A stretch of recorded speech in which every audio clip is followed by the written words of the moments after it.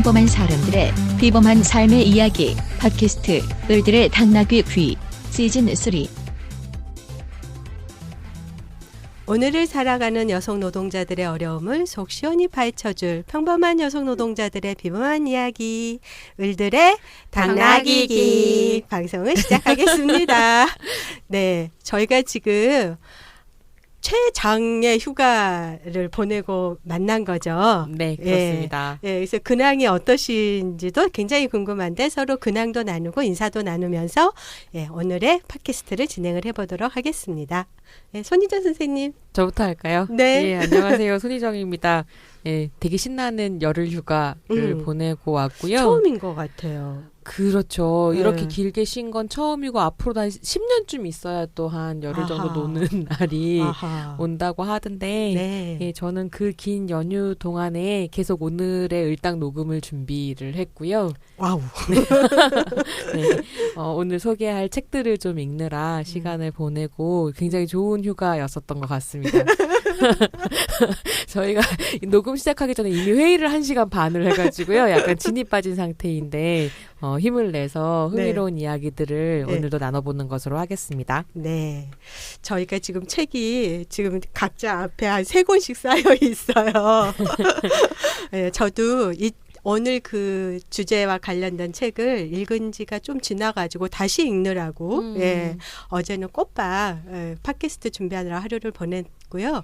저는 그 긴 휴가 중에서는 구롭도라는 것을 다녀왔어요. 아세요? 인천. 네. 어머 진짜요? 들어본 것 같아요. 네, 거기가 그 핵폐기장 만들려고 했던 곳인데 그걸 이제 그 막아내고 그 자연을 그대로 보존한 곳이에요.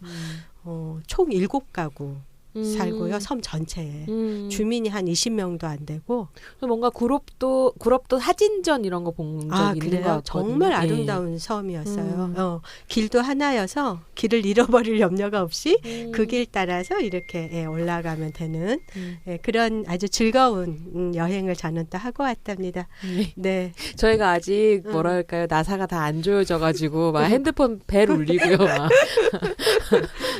네, 우리 차장님은 어떻게 보내셨나요? 저는 연휴에 거의 대부분을 가족과 함께 잘 보내고 왔습니다. 그리고 오늘 자랑할 거 한 가지 있으시죠? 네, 오늘 저희가 말씀드릴 게 하나 있는데요. 저희 을들의 당나귀기 팟캐스트가 팟빵에서 선정한 주목할 만한 10월의 팟캐스트로 선정이 되었어요. 와! 그래서 저희 팟빵 그 홈페이지에 들어가시면 메인 화면에도 나와 있어서 저희 을들의 당나귀기를 찾아주시는 분들이 조금 더 늘어난 것 같습니다. 그래서 좀 많이 청취자가 늘었나요? 청취자가 딱 늘었다고는 할 수 없을 것 같고요. 네. 이제 뭐 연휴 끝나고 이제 뭐 팟캐스트 들으시는 분들도 더 많아지시겠지만 그래도 예전에 비해서는 조금씩 뭐 구독자 수도 늘고 있고 후원해 주시는 분들도 계시고 그런 정도라고 말씀을 드려야 청취소감은 또 없나요? 저희가 원래 저희가 지난번에 이제 연휴 들어가기 전에 팟캐스트 많이 올라갈 거라고 연휴 동안에도 팟캐스트 많이 들어달라고 말씀을 드렸는데요. 저희가 올려야 되는 편이 녹음 음질이 좋지가 않아가지고 그 편집하느라고 아마 조금 늦어졌어요. 그래서 저희가 지금 녹음을 하는 날짜가 10일인데 9일 어제와 오늘 아마 팟캐스트 걸그룹 편 2편과 그다음에 아빠 예능에 관한 3편이 업로드 될 예정입니다. 네, 저희 그 텔레그램 방에 그 지역 여성 노동자회가 11개의 여성 노동자회가 있어서 제가 묶인 곳에 이 또 자랑질을 얼른 했어요. 우리 팟빵에서 10월에 추천하는 그게 선정됐대 했더니 막 거기에 막 그 있잖아요. 그 글인들 막 빰빠라밤 네, 그렇게 서로 자축하고 그리고 트위터나 이제 이런 데에서도 뭐 일당 듣고 있다 이런 것들을 제가 봤거든요. 그래서 저희가 이제 한 3년 되다 보니까 고정 청취자층이 늘어나고 있는 것 같으네요. 예, 정말 좋은 우리로서는 굉장히 힘이 나는 응원도 많으시고 또 이렇게 후원금도 내주시고 그래서 더 힘을 내서 팟캐스트를 해야 되겠다 이런 생각을 하고 있습니다. 더 열심히 만들겠습니다. 아자. 그리고 오늘 거기에 정말 도움을 주실 네. 또 흥미진진한 얘기를 오늘 풀어주실 게스트 분이 와 계시는데 직접 자기소개를 좀 부탁드려도 될까요? 네, 안녕하세요. 오혜진입니다.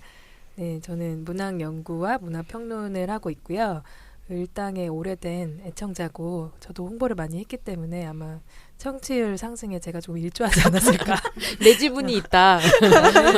주장을 좀 해보면서 오늘은 책 얘기를 한다고 해서 또 제가 맨날 듣는 팟캐스트의 실제 목소리의 주인공들도 뵙고 싶고 해서 오게 됐습니다. 아우, 너무너무 환영합니다. 요즘에 한겨레에서 네. 2030 잠금 해제라는 칼럼란에 이제 글을 많이 쓰고 계시는데요. 가장 핫하고 약간 날카로운 페미니즘 문학 비평을 하시는 것으로 정평이 나 있어서 오늘 이것도 올라가면 이제 오혜진 선생님 팬들이 청취층으로 유입되지 않을까. 와우. 이런 기대를 하면서 이런 기대를 하면서 모셨습니다. 네. 한겨레에서 저도 잘 챙겨 읽고 있습니다. 그리고 문학 연구를 하신다는데 문학이라면 굉장히 범주가 넓잖아요. 네, 그래서 근현대 문학인데요. 제가 원래 전공했던 분야는 식민지기 문학이고요. 그래서 뭐 교과서에서 보는 것들, 염상서, 뭐 이광수 이런 3대 네, 그런 것들이고요. 그래서 그런 논문을 주로 썼고 뭐 60년대에 관한 논문도 썼고요. 최근에는 동시대 문학으로 문학 평론을 자주 쓰고 있습니다. 동시대 문학. 지금 나오는 한국 문학. 네, 그래서 그렇군요. K 문학이라는 개념을 밀고 있으나 많은 욕을 먹고 있습니다. 근데 어떻게 문학 연구에 관심을 갖고 이렇게 연구자로서 활동을 하게 되셨어요? 원래는 처음부터 책을 읽는 걸 좀 좋아했었어요. 이렇게 친구도 많이 없고 해서 부모님이 맞벌이도 하시고 그래서 집에서 책 읽는 게 취미였는데 그래서 사실 다른 취미를 개발할 기회를 갖지 못했고 또 이제 혼자 하는 활동을 좋아하다 보니 책을 읽게 됐고 사실 말하는 것보다 읽고 쓰는 게 저한테는 더 편한 지점이 있더라고요. 그래서 쓴 것은 이미 말하지 않는다라는 철을 갖고 있는데 오늘 또 말을 하는 데에 나와가지고 너무 부담스러운 말씀도 기가 막히게 잘하세요. 그래서 사실 오늘 이제 오혜진 선생님 모신 이유는 그러니까 문학에 대한 이야기들을 좀 나누려고 식민지 하는데요. 문학을 전공하셨다고. 딱 전공에 맞는 주제들일 것 같은데요. 요즘에 되게 이제 화제가 되고 있는 조선희 작가의 새 여자라는 책하고 그다음에 루스 클러프라는 이제 학자가 쓴 여공문학이라는 두 권의 책에 대해서 이야기를 나눠보려고 하는데 이게 회의도 1시간 반 했다고 앞에서 말씀드렸지만 정말 너무 방대하고 많은 이야기라 일단 오늘은 페미쇼를 접고 이 이제 책 새 여자와 여공문학이라는 책에 좀 집중을 하는 그런 방송으로 만들어 보려고 생각을 좀 하고 있습니다. 네, 그 워낙 무게감 있는 책을 저희가 또 다루어야 되고 그 세 권의 책을 읽고 나누는 거여서 바로 젠더 돋보기로 쑥 들어가 보도록 하겠습니다. 이게 세 권의 책이라고 이제 말씀하시니까 혼란스러운 청취자 있으실 것 같은데요. 새 여자라는 책이 2권짜리입니다. 새 여자가 3권인가 또 이런. 새 여자가 2권이고 여공문학이 1권. 그래서 이제 세 권이다. 말씀드리겠습니다. 그럼 오늘 얘기를 어디서부터 시작을 해보면 좋을까요? 그래서 뭐 저는 사실은 문학을 잘 몰라서 문알못이라고 하는데 그것도 이야기를 영화에서부터 시작을 하게 될 것 같아요. 근데 이제 얼마 전에 역사를 다룬 영화들이 좀 문제가 됐었죠. 인자의 화이고가 됐었는데 구남도와 택시 운전사라는 두 편의 영화가 화제를 좀 불러 모았었고요. 특히 이제 구남도 같은 경우는 역사를 어떻게 재현해야 될까, 윤리적인 역사의 재현이란 무엇인가, 뭐 이런 논의가 좀 활발히 됐었습니다. 그리고 뭐 또 조금 있으면은 올해 연말에는 개봉을 할 것 같은데 1987이라고 87년 민주화 운동을 다룬 영화도 올해 안에 이제 개봉할 예정으로 알려져 있고요. 택시 운전사나 1987 같은 경우에는 어떻게 보면 문재인 정부의 대중적 역사 쓰기의 일환, 그러니까 정부가 그렇게 쓰고 있다라기보다는 정권이 교체되면서 더 활발하게 이런 이야기들이 나오고 있다. 그렇죠. 민주정부로서의 정당성을 세워주는 뭐 이런 작업들이 아닐까라는 생각이 좀 드는데요. 이런 것들이 예컨대 뭐 고 노무현 대통령을 모델로 삼았던 변호인 같은 영화와 또 같은 다큐도 나왔죠. 그 노무현입니다. 뭐 이런 다큐도 무현 두 개의 도시니까 이런 다큐도 나오고. 그래서 이제 계속 역사에 대한 영화들이 나오고 있는데요. 흥미로운 것은 한국의 천만 영화들, 그러니까 뭐 대중적으로 인기를 끌고 있고 많은 관객들을 동원했던 영화들이 대체로 사극이라는 거예요. 그러니까 역사를 다루고 있는 이야기들. 이라는 점이 좀 흥미로운 것 같은데요. 혹시 천만 사극 중에 기억나는 거 있으세요? 그럼요. 암살. 변호인? 네, 암살에서 그 전지현의 그 총 쏘는 놀림은 굉장히 신선했던 것 같아요. 여성이 이렇게 네. 주인공이 돼서 나왔기 때문에. 네. 네. 또 뭐가 있었을까요? 암살 변호인 지금 말씀하셨고요. 왕의 남자도. 왕의 남자 천만 넘은 영화죠. 광해. 광해. 네, 지금 남한산성으로 또 뜨고 있는. 네네. 그리고 국제시장? 국제시장, 명량, 명량. 예, 실미도, 음. 태극기 휘날리며 이런 영화들이 있거든요. 그러니까 되게 천만 영화가 한 15편 정도 된다고 하면 반 이상이 사극을 다룬 작품들이고요. 네. 거기에 1000만은 못 넘겼어도 800만 이상 든 이제 영화 중에는 관상, 예, 최종병기 활 있었고, 다 봤어요. 네. 그러니까 저가 보면은 800만 1000만인가.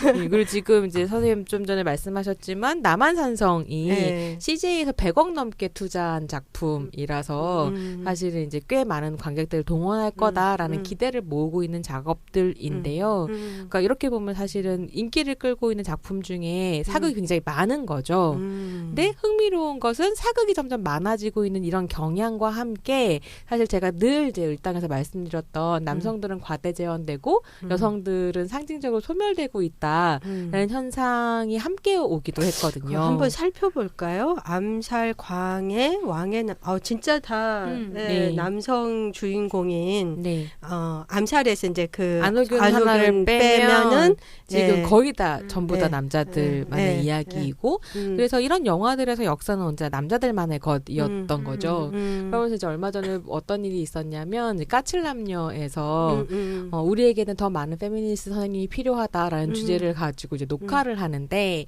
언제나 화제를 불러 모으시는 저희 그 패널분 중에 한 분이 이제 역사 교과서에는 왜 여자가 없는가 뭐 이런 주제를 가지고 얘기를 하고 있었는데 그분이 이제 막 되게 진지한 얼굴로 뭐 역사에서 역사 이야기를 하면서 여자들을 소개하는 건 중요하긴 한데 없는 역사를 만들어서 가르칠 수는 없지 않냐. 없는 역사를. 예, 뭐 이런 이야기를 하시더라고요. 그래서 어떻게 보면 사실은 여성들의 이야기라고 하는 것은 없었던 이야기가 아니라 우리가 학교에서 배운 정사에서 지워진 이야기였었던 것 같고 혹은 뭐 역사에서 계속 있었고 이야기가 되었지만 제대로 의미를 부여받지 못했다든지 이런 이제 부분들이 있었다라는 생각을 하면서 오늘은 그런 역사적 인물들을 이야기하는 것을 좀 했으면 좋겠다. 그때 때마침 이제 새 여자라는 여성혁명가의 이야기가 화제를 끌고 있었던 거죠. 그래서 그 이야기를 굉장히 잘해주실 분을 모셨고요. 의재 선생을 이제 섭외를 할 때 새 여자를 소개하고 싶다라고 했더니 그러면 여공문학이라는 책도 함께 소개하고 싶다 하셔서 이제 이 두 가지 작품을 같이 이야기를 좀 하게 되었습니다. 네. 그럼 오늘 젠더 돋보기에서 저희가 다룰 책은 그 조선희 선생님의 새 여자. 그리고 이제 여공문학이라는 책인데 이 두 가지 책의 공통점 같은 거는 뭐일까요, 선생님? 오혜진 선생님? 그러니까 같이 두 책을 같이 보면 좋겠다고 생각한 이유가 한 3가지 정도 있는데요. 그러니까 첫 번째는 일단 이 책들에서 다루고 있는 이 여성 주인공들이 우리가 역사 속에서 어떤 전통적인 여성상에서 벗어나서 다른 방식의 주체화를 모색한 어떤 역사적이면서도 문학적인 형상이라는 점이 있었고요. 이제 또 하나는 그 주인공 자체뿐 아니라 이런 식의 어떤 소설로서 여성 재현하기, 그다음에 학술서로서 새롭게 의미를 부여해서 연구하는 그런 식의 새로운 역사 쓰기의 사례로서도 두 책이 좀 실험적인 면모가 있어서 좀 중요하다고 생각했어요. 그래서 이제 우리가 그냥 흔히 규범적이고 전통적인 여성상이라고 생각했던 것도 그걸 보는 관점이나 해석의 방식에 따라서 완전히 다른 의미망을 부여할 수도 있다는 걸 보여주는 두 작업이라고 생각을 했고요. 이제 더 중요한 거는 이제 독서의 의미인데 이런 여성 혁명가나 여공이라든지 그런 어떤 우리와 전혀 다른 시공간에 살았던 여성들의 이야기, 특히 이제 굉장히 계급적인 서사라고 생각되는 그런 이야기들을 접하는 게 좀 중요한 것 같아요. 저는 그런 게 독서를 하는 이유라고 이제 생각하거든요. 자기가 살아보지 않은 삶을 살 수 있는 되게 중요한 방식이잖아요. 근데 이제 흔히 우리가 일상이나 먹고 사니즘 같은 문제만 골몰할 때 가끔씩은 전혀 다른 어떤 시공간에 놓인 사람의 삶을 상상해 본다든지 어떤 사람의 삶을 되게 계급화된 것으로 상상할 수 있는 기회 같은 것이 많지 않은데 그런 상상이 사실은 사회를 조금 변화시킬 수 있는 원동력이 된다고 생각해요. 네, 그래서 아마 연휴에 이 책을 읽으면 좀 좋을 거라고 생각하기도 했고 이게 듣는 분들은 뭐랄까, 연휴가 지났겠지만 혁명뽕이 가득 차오르는 어떤 느낌이긴 했거든요. 그래서 두 책이 어떤 분들은 되게 익숙한 얘기일 것 같기도 하고 어떤 분들은 좀 너무 새로워서 지루할 수도 있고 뭐 좀 여러 세대가 함께 즐길 만한 이야기라고 생각이 돼서 소개하게 됐습니다. 독서의 기쁨이라고 하니까 사실 내가 경험할 수 있는 거는 굉장히 제한적이잖아요. 근데 이제 책을 읽으면 나를 훌쩍 어떤 시공간으로 이동해서 거기에 이제 그 주인공들의 어떤 선택이나 이런 것들을 보면서 나라면 어떻게 했을까? 그 시대에 나는 어떤 선택을 했을까? 하다 보면 또 이제 현실로 또 이입이 돼가지고 그럼 지금 현실에서 나는 어떤 삶을 살고 있나 이렇게 생각하다 보면 뭔가 내가 좀 확정되는 느낌이라고 할까? 그런 것들이 큰 독서의 기쁨이 아닐까 이런 생각이 저는 드는데 그런 것 때문에 책을 읽었던 것 같아요. 그리고 저희 때는 정말 별로 뭐 놀거리도 없고 뭐 그래서 이제 더 책을 많이 읽지 않았나 뭐 이런 생각이 드는데 사실 많은 청취자분들이 새 여자와 여공문학을 아직 못 읽으셨을 것 같아요. 함께 이제 팟캐스트를 좀 따라 들으시면서 아 읽어보면 좋겠다라는 이렇게 마음이 뿜뿜하고 나왔으면 좋겠습니다. 네. 그래서 지금 오혜진 선생님께서 말씀해 주신 대로 그런 새로운 역사 쓰기 어떤 그런 일제강점기의 여성혁명가 또는 뭐 여공에서 새로운 역사적 문화적 형상화를 꾀한 책이다라고 이제 말씀을 해주셨는데 이런 것들이 막 새여자도 나오고 뭐 여공문학도 나오고 이런 게 지금의 그런 페미니즘 물결하고도 좀 관련이 있는 거 아닌가 이런 생각도 드는데 어떤가요? 뭐 그 손희정 선생님의 진단대로라면 2015년부터 페미니즘 리부트가 되면서 이제 다양한 역동적인 어떤 문화 읽기가 시작된 것 같긴 한데 물론 관계가 없다고는 할 수 없을 것 같아요. 근데 이 두 작업이 사실은 되게 오래전부터 이미 진행되고 있었던 작업이죠. 그러니까 조선희 선생님의 새 여자도 책 소개에 나와 있지만 무려 책을 기획하게 된 시점이 지금으로부터 12년 전이었다라고 얘기되고 2005년 네, 그래서 초고가 그때부터 쓰여지기 시작했다고 이야기되고 있고 꼭 이런 작업이 아니더라도 이 여성혁명가를 새롭게 읽어야 된다는 그런 문제의식은 이 학계에서는 굉장히 오래전부터 있었고 조금씩 진행되어 온 면이 있었죠. 그래서 제가 봤을 때는 그 학계에서 새롭게 시도된 여성혁명가 읽기의 어떤 한 결과물로서 전 이 책도 나올 수 있었다고 생각하거든요. 학계에서 여성혁명가 읽기라는 그러니까 여성혁명가를 새롭게 발굴하고 원래 있던 자료를 새로운 관점으로 읽어보고 이런 식의 문제의식이 학계, 대중서사, 그다음에 뭐 어떤 소설가들의 어떤 문학적인 시도 이런 것들이 다 동시다발적으로 오래전부터 있었던 것 같고 이 베러클라프의 여공문학 같은 경우에도 오래전부터 이 문제의식을 이 저자가 가지고 있었거든요. 그래서 조금씩 소논문으로 발표하던 것을 이렇게 이번에 10대 성에서 단행본으로 나오게 됐는데 근데 이제 이 조선희 작가도 얘기하더라고요. 이 책이 바로 이 시기에 소개될 수 있었던 게 행운이다. 그래서 훨씬 더 많은 독자들이 이 페미니즘에 대한 어떤 상을 갖고 있고 좀 친숙하게 이렇게 이해할 수 있는 어떤 토대가 마련된 입장 그리고 또 이제 역사 속의 여성혁명가에 대한 관심 같은 것들이 좀 팽배해진 분위기 속에서 이 책을 소개할 수 있게 된 것은 행운인 것 같다고 얘기를 하시더라고요. 그래서 아마 좀 오래전에 이 책이 나왔다면 그냥 이 역사 인물들을 이미 알고 있는 윗세대들만 이 책에 좀 관심을 가졌을 것 같은데 이제 페미니즘 리부트 되면서 왜 그때 에밀리 펜커스트의 뭐 서프라제트 같은 책이 나올 때 독자들이 한국에는 이런 여성이 없냐라는 질문을 되게 많이 했었거든요. 그래서 그때부터 이미 역사 속에서 뭐 뭐 싸우는 여성들, 배운 여성들의 사례를 찾아보자는 움직임들이 있었어요. 그래서 딱 그거에 대한 응답처럼 이 두 책이 나오고 독자들의 호응을 얻을 수 있었던 것 같습니다. 사실은 그러니까 여공문학 같은 경우는 학술서인데 계속 되게 판매 순위의 상위에 랭크가 되어 있었거든요. 그래서 약간 좀 신기하다라는 생각을 했었는데요. 상위에 랭크. 예.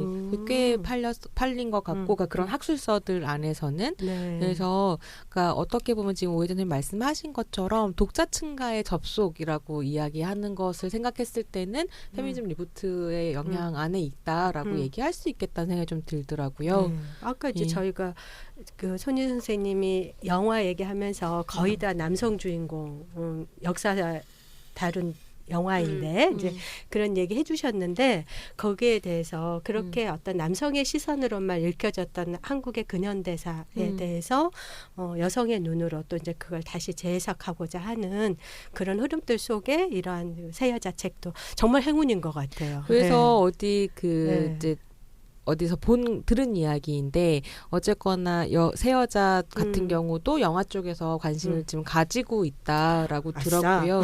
근데 오늘 이제 우리 얘기하겠지만 새 여자 영화로 만들기 너무 방대한 스펙트럼이라서 사실 영화로 만들면 이 이야기를 망칠 것 같다는 불안감이 좀 있고 오히려 이렇게 약간 대하서사 드라마 정도 한 50부작 이 정도로 만들어지면 어떨까? 여명의 눈동자 옛날에. 예, 여명의 눈동자라든지 왜냐하면 사실 저는 이 새 여자, 그러니까 사회주의 혁명가였던 새 여자의 이야기를 다룬 소설을 읽으면서 소설이 너무 친절하게 설명해주지 않는 부분들이 있어서 서운한 부분이 있었거든요.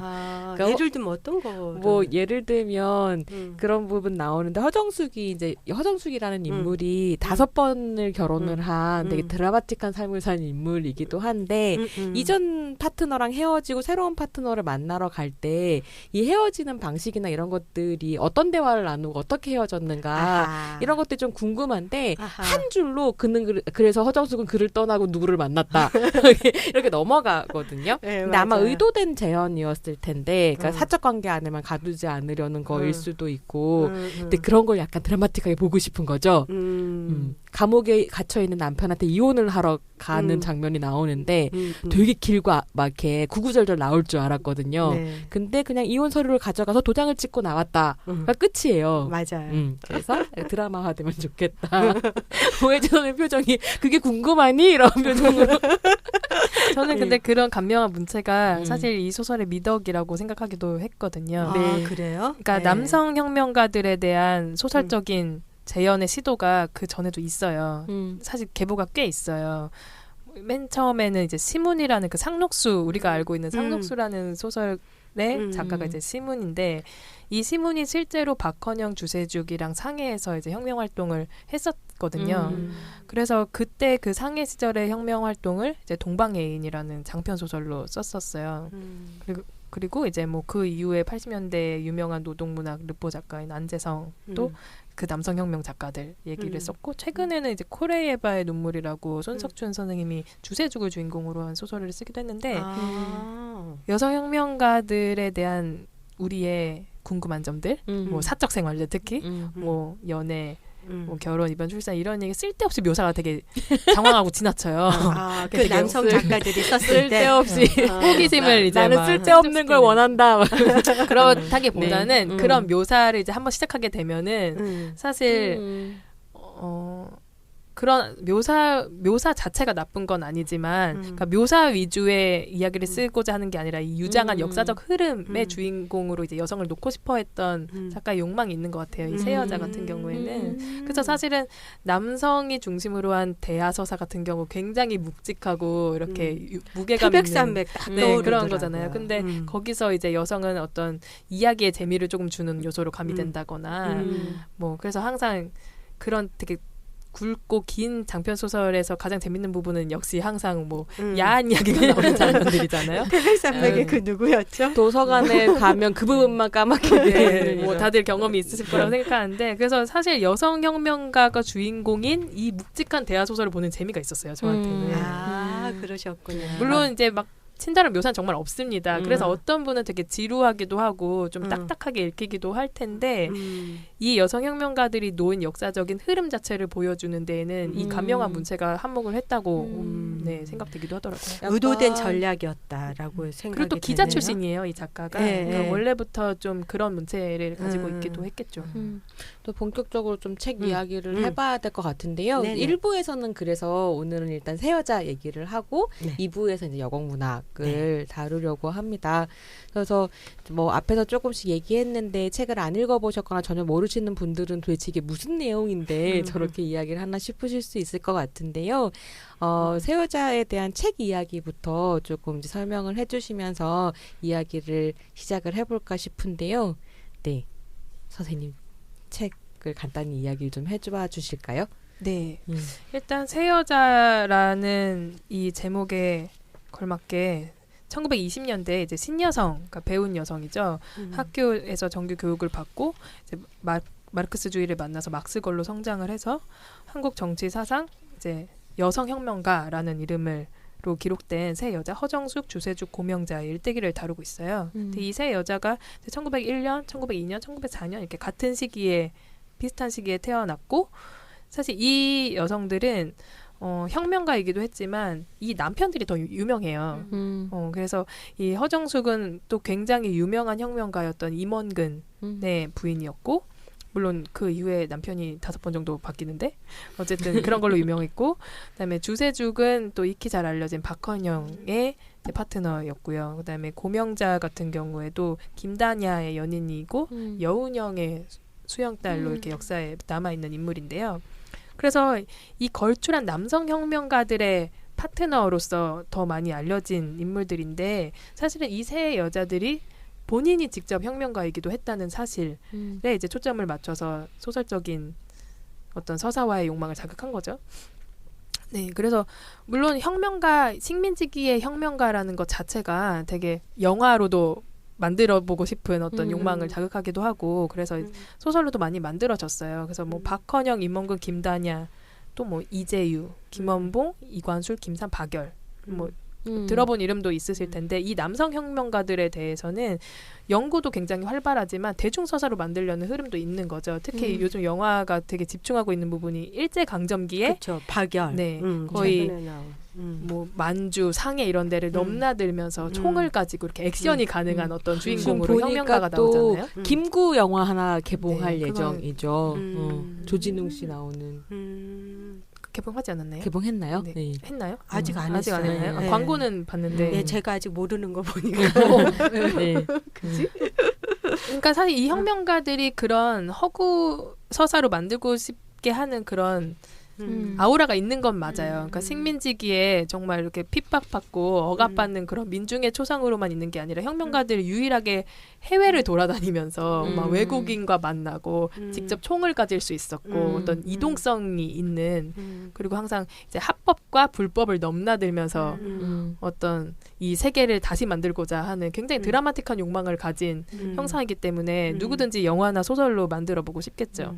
근데 그렇게 드라마틱한 서사 안에서 이제 여성들은 어디에 있었나라고 이제 문제의식을 갖게 된 거겠죠. 그래서 그 전에 이 남성혁명가들에 대한 책들이 사실 많이 있긴 한데 이 여성혁명가들의 위치가 좀 불안정한 것으로 나와요. 정말로 연인으로만 묘사하거나 아니면은 뭐 이 남성들의 어떤 혁명 혹은 변절의 알리바이 같은 식으로만 나온다거나 그래서 사실 꼭 그렇지만은 않을 텐데 그렇다면 이 여성혁명가들을 어떻게 다시 조명할 수 있는가라는 이제 문제의식이 학계에서도 있었던 거죠. 근데 이제 공식적인 기록만 조합해 보면 새로운 얘기가 안 나와요.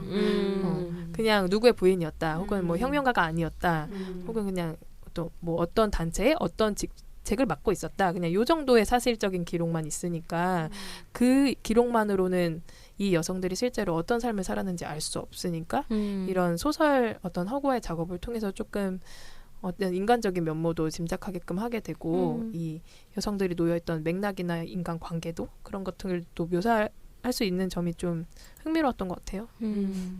우리가 좀 가장 그 일제 강점기에 알고 있는 독립운동가 하면 유관순.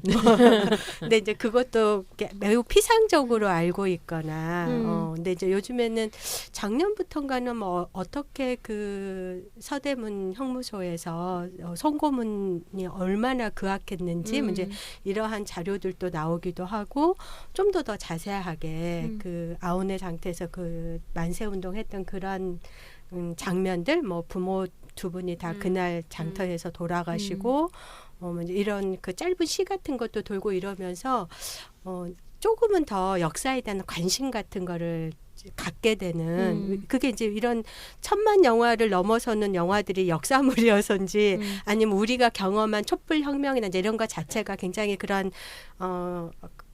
거시적인 서사에 더 관심을 갖게 만드는 그런 맥락에 이제 우리가 놓여 있기도 해서일 것도 같은데 가장 많이 알고 있었던 건 이제 유관순 정도일 것 같고 아마 이 책을 통해서 그런 사회주의 운동은 또 의도적으로 우리가 남한에서는 배제되어 있었던 운동이었기 때문에 새롭게 좀 접하게 되지 않았을까 그런 생각이 그러니까 들어요. 유관순 같은 경우도 보니까 이제 유관순이 1902년생이고 허정숙 네. 주인공이 허정숙이랑 그러니까 같은 해에 태어난 사람인데 한국에서 3.1 운동하고 이렇게 해서 이제 돌아가시면서 그나마 유관순은 좀 기록에 남아있는 부분이 있었죠. 근데 이게 몇 년 전에 고등학교 교과서에서 유관순이 지워지는데요. 민간 교과서에서 이제 4종인가에서 유관순이 지워지는데 이거를 이제 신문사에서 보고 이제 각 그 출판사 교과서 만든 출판사에 전화를 걸어 왜 유관순은 없어졌느냐라고 물었더니 너무 사람들이 많이 알고 있어서 지웠다라고 이야기를 하고 너무 많이 알고 있어서 지웠다. 네, 뭐 또 사실은 뭐 그 뒤에 이제 비하인드 스토리들이 좀 있는데 뭐 국정교과서로 넘어가기 위해서 민간 교과서를 흠집내게 하려고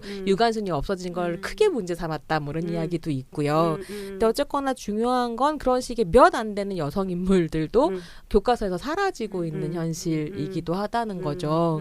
근데 그래서 저는 사실 그 암살이 나와서 안효근이 되게 이제 화제가 되고 이랬을 때 그 영화에서의 전지현이 연기한 그 캐릭터가 페미니즘적이라고 생각했다기보다는 사실 그 캐릭터로 인해서 사라진 독립운동가 중에 여성 독립운동가 누가 있었는가에 대한 담론이 되게 많이 나왔었거든요. 그게 되게 흥미롭다라고 생각했었는데 이 작업도 그런 자장 안에서 또 의미망을 만들 수 있지 않을까라는 생각은 좀 했습니다. 그래서 이제 혁명의 역사라고 하면 뭐 꼭 어떤 되게 거창한 독립운동이나 사회주의 운동뿐만이 아니고 뭐 최근에 택시 운전사를 보면서도 느낀 거지만 혁명의 역사라는 게 되게 남성의 전유물처럼 상상하게 되는 어떤 지점이 있어요. 그래서 굉장히 어떤 거대한 스펙터클로 이렇게 보여지는 어떤 광장이라든지 뭐 만세를 하는 그런 장면에 여성은 과연 어디 있었을까? 그럼 택시 운전사는 이제 주먹밥을 건네는 손 뭐 그런 걸로 그려지고 아니면 이제 엄청나게 많은 인파가 있는 광장에서 집에 돌아왔을 때 걱정하고 있는 부인 항상 이런 식으로만 맞아. 재현이 되는 혹은 분노를 것이 촉발하는 총을 맞은 여고생 그렇죠. 이미지 네. 이런 그렇죠. 것들이죠. 네. 그래서 그때 그 문재인 대통령이 그 87년 민주항쟁 기념하는 그 기념사에서도 딱 그렇게 내러티브를 말하더라고요. 정말 그 전선에 나간 남성들과 도시락을 건네던 여성들이 우리 모두 그들이 이 혁명 역사를 만들었다 이렇게. 근데 이건 굉장히 골고루 호명한 것 같지만 딱 정확하게 그 성역화를 혁명의 역사에서도 이렇게 지목을 한 거잖아요. 근데 그 관습이 굉장히 오래돼서 혁명이란 것 자체가 남성의 전유물처럼 상상되는 것이 있어요. 근데 그건 과연 그건 이제 역사적 시민권을 누구에게 부여할 것인가의 문제, 그리고 이 역사를 말할 수 있는 자격을 누구에게 부여할 것인가의 문제와도 맞닿는 거라서 그냥 우리가 잘 알려지지 않은 여성혁명가 한 명을 이렇게 가시화했어라는 것 이상의 의미를 갖는 거죠. 이 여성혁명가에 대한 가시화라든지 아니면 여공에 대한 전혀 새로운 해석이라든지 이런 것들이 좀 중요한 작업이고 사실 이런 식의 작업이 나온 것도 굉장히 지난한 오랫동안 해온 어떤 시도들의 산물이기 때문에 그 시도를 역사화하는 것도 좀 중요한 것 같다는 생각이 듭니다. 사실 저는 그래서 그러니까 이 뭐라 그럴까요? 그러니까 그 혁명이 일어났을 때, 혁명이 막 펼쳐지고 있을 때 주먹밥을 만드는 손은 정말 중요하다고 생각하거든요. 근데 중요한 거는 역사가 무엇인가를 이야기할 때 그 주먹밥을 만드는 손에는 전혀 주목하지 않는다는 것도 좀 짜증이 나는 부분이 있었던 것 같은데요. 그래서 주먹밥만 만든 것도 아니죠. 주먹밥만 만든 것도 아닐 뿐더러 주먹밥 만든 건 되게 별거 아닌 것처럼 사라져버리는. 그래서 새 여자를 읽을 때에 여러 가지 이제 마음을 불러일으키는 캐릭터 중에 하나가 주세죽이라는 사람이었는데, 이 사람이 말하자면 그 그러니까 혁명의 논의가 진행되는 것을 가능하게 하는 굉장히 일상적인 노동들을 어떻게 했는가에 대한 묘사들이 좀 나오거든요. 그게 인상적이기는 했었던 것 같아요. 근데 또 주세죽에 대한 이야기는 뒤에서 가면 또 하겠지만, 그러니까 주먹밥을 만드는 손도 중요하고 그것만 하지 않았다라는 걸 주목하는 것도 중요하지 않겠나. 항상 이제 우리 그 을당 팟캐스트의 일관된 주제인 것 같은데, 아까 이제 말씀하신 게 여성 혁명가 한 명을 얘기하는 거, 복원하는 거, 그 이상의 의미를 이렇게 발굴해낸다는 게, 역사 속에서 그 역사를 만든 주체의 여성들은 어디에 있었나, 왜 그동안 그거에 대한 질문들이 없어지고 마치 그냥 그런 이 남성들의 역사로 받아들여지는 게 당연하게 이렇게 받아들여졌던 것에 대해서 다시 질문하게 하는 어떤 그러한 힘들을 지금 저희가 이 새 여자라는 책을 통해서 또 같이 공감하고 공유하게 되는, 그래서 굉장히 중요한 질문을 하고, 또 사람들에게 그만큼 유관순만이 아니라 이러이러한 사람들이 그 당대의 운동들을 만들어 갔었다라고 하는 것들이 굉장히 중요하고, 저는 이런 게 지금 자라나는 세대들에겐 또 하나의 롤모델 같은 거잖아요. 그게 자기의 삶을 상상할 때 그런 측면에서도 정말 중요하지 않을까, 또 그런 생각들을 해봅니다. 네. 그래서 선생님 보시면서 롤모델 하나 삼으신 캐릭터가 있나요? 이 사람이다. 아니요, 저는 제 나이가 있어서 이제 롤모델이 제가 돼야 되겠다고 도리어 생각하는 측면이고, 이 책을 읽고 난 느낌은, 이제 저 같은 경우도 사실은 이제 제가 81년도에 대학을 입학하고, 그리고 이제 85년대 대학을 졸업하자마자 공장 활동을 준비해서 이제 공장에 갔었어요. 그러니까 이제 그때가 다 저도 혁명을 꿈꾸었던 거죠. 왜냐하면 이제 강주 항쟁 이후에 바로 81년도에 대학을 들어왔었기 때문에, 그런 뭐 그러니까 너무 그 고전적인 질문이지만, 진실 앞에 진실을 말할 것이냐, 무릎을 꿇을 것이냐, 이게 이제 자기 삶의 어떠한 질문으로 던져졌고, 그 질문에 응답하기 위해서 이제 그렇게 선택을 했었기 때문에, 혁명을 꿈꾸었었기 때문에, 이 사람들의 그런 그 삶이 멀리 있는 어떤 역사책 얘기가 아니라 너무나 막 제 이 가슴에 너무 아픈 거예요. 저는 읽으면서 막 너무 먹먹한 거예요. 얼마나 뭐라고 해야 되지? 힘들다하고는 좀 다른데, 이런 걸 꿈꾸었는데 그 꿈을 실현하기 어려운 그런 더 큰 힘들이 있는 거잖아요. 그 자장 안에 내가 놓여 있고, 거기에서 내가 어떤 것을 선택을 해야 된다 했을 때 그 모든 것을 인지하더라도 여기서 이거를 할 수밖에 없다라고 자신을 설득해야 되는 그런 과정. 아마 저는 그래서 주세죽은 너무 마음이 아팠고, 허정숙은 반면에 굉장히 당차게 이렇게 자기 삶을 끌고 나가잖아요. 그리고 또 고명자는 더 가슴이 아픈 그런 역사의 경랑 속에서, 그게 지나가고 나면은 그게 뭐였는지 알지만, 그 순간에는 이것들이 어떠한 그 힘의 역동 속에서 내 앞에 펼쳐진 삶의 자장이 뭔지도 잘 이해하기 어려운데, 어떤 선택들을 끊임없이 강요당할 때 자신의 어떤 주체의지를 실현하기 어려운, 더 큰 힘 앞에 놓여 있을 때 느끼는 그런 막막함들, 그런 것들이 저는 너무 많이 와가지고 힘들었어요. 책을 읽는 것 자체가 굉장히. 저는 보면서 나는 이런 식의 선택 앞에 서게 되면 보찜을 싸들고 가장 먼저 도망가는 애가 날 거다, 이런 생각을 하면서 혁명 힘든가? 뭐 이런 생각 하긴 했었는데요. 저는 저희 남편이랑, 우리는 이때 태어났으면 빨리 시골 가서 그냥 농사 지어야 돼. 그런 얘기들도 막 했었습니다. 네.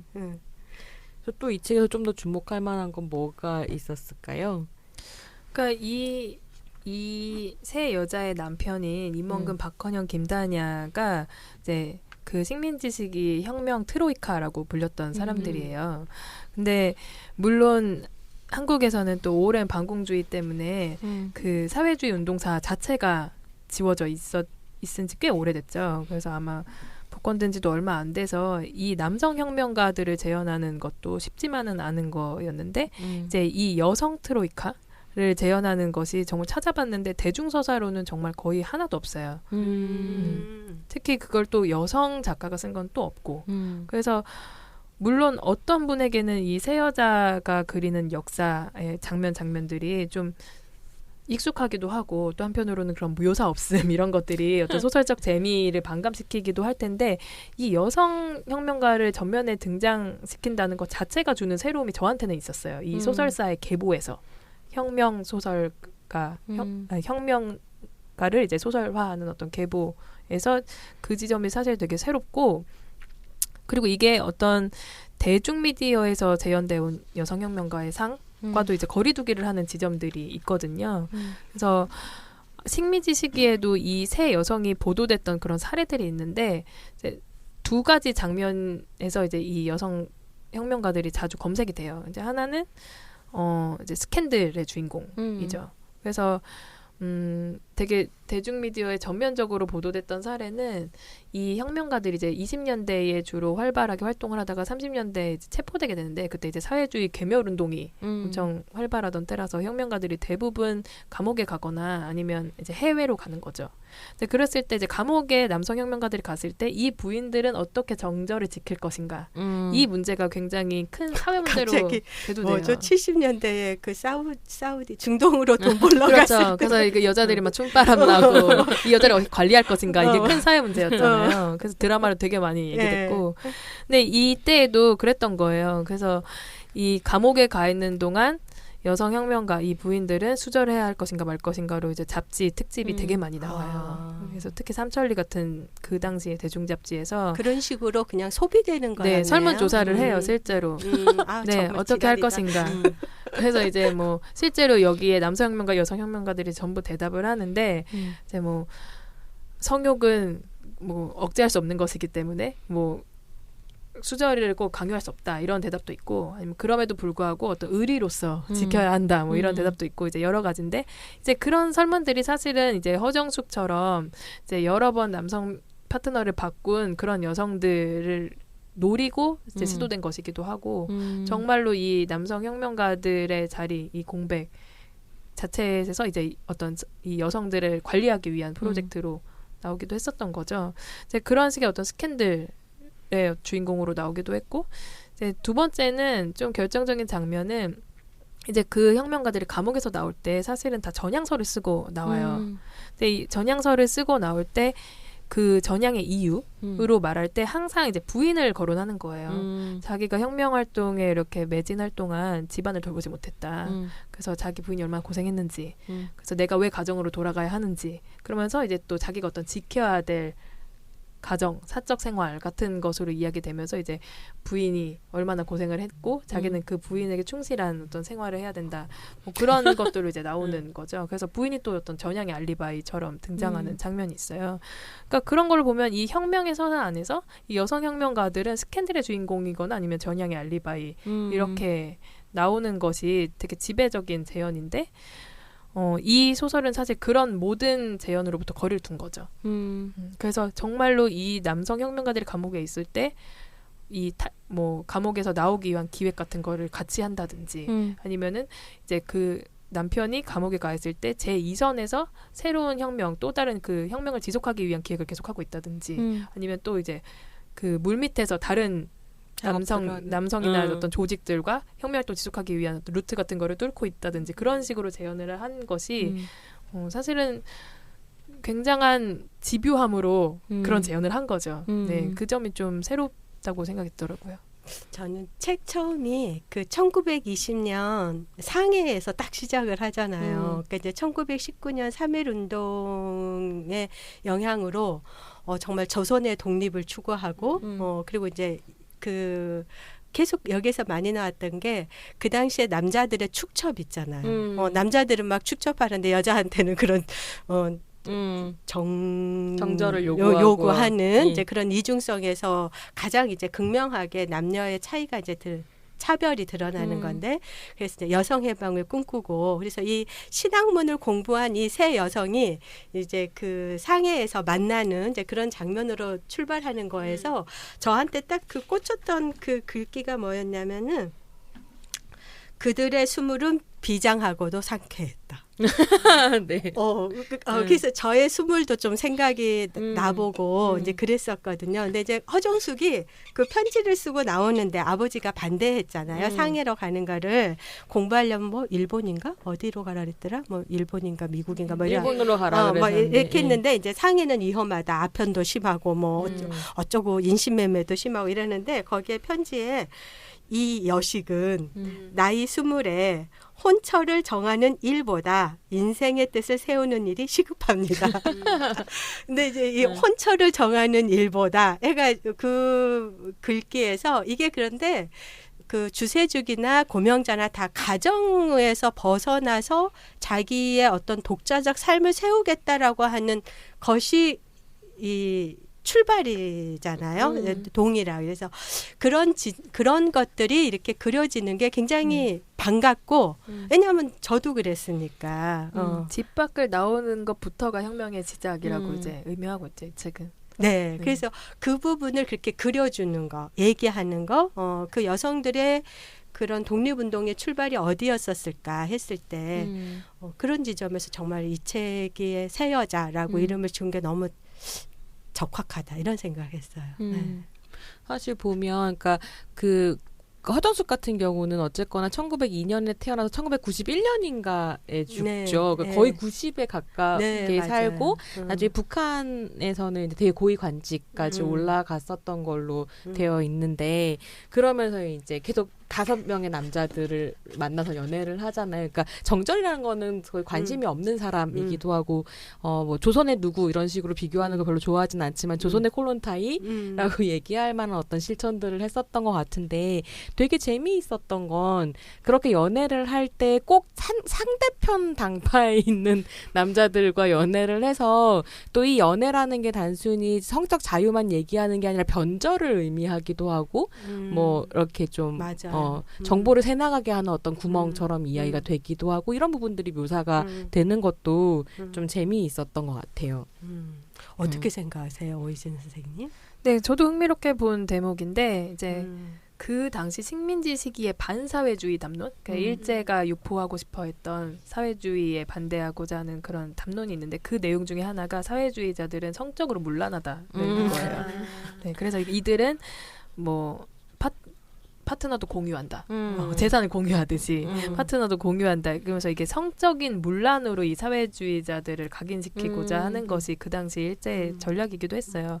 그러니까 이런 식으로 재현하는 것, 그 모든 이 남녀 알리바이를 제공해주는 이 남녀 관계를 어떤 혁명 운동을 위한 선택 이런 식으로 의미를 부여하는 것이 그 당시 반사회주의 담론에 어떤 대항하는 서사를 만들어 준 거기도 해서 사실 그것도 새로운 지점이죠. 어떻게 보면. 네. 허정숙은 근데 굉장히 저는 이제 중요하게 생각했던 게 경제적 독립을 강조를 했고 그래서 주세죽이나 그 고명자 같은 경우에는 직업을 물론 이제 고명자는 그 뒤에 잡지사에 나갔지만 그 이제 변절의 그런 혐의를 갖고 이제 있었던 거고 처음부터 여성의 독립하려면 경제적으로 독립해야 된다라는 어떤 철학 가치관은 허정숙이 굉장히 확실했던 것 같아요. 그래서 이제 그런 기자 생활 같은 거 하고 이러면서 그 주세죽에게 이렇게 있었던 뭐 하우스키퍼, 뭐 아지트 키퍼에서 벗어나서 자기의 그런 직업 생활을 했던 점에서 굉장히 다르다라고 전 좀 읽었거든요. 그 지점에서는. 네. 근데 기자라는 거는 또 그 당시의 혁명가들이 대부분 선택했던 직업이에요. 그러니까 그 뭐 염상선 소설이나 이런 걸 봐도 혁명가들이 대부분 이제 공식적으로 가지고 있는 직함이 기자거든요.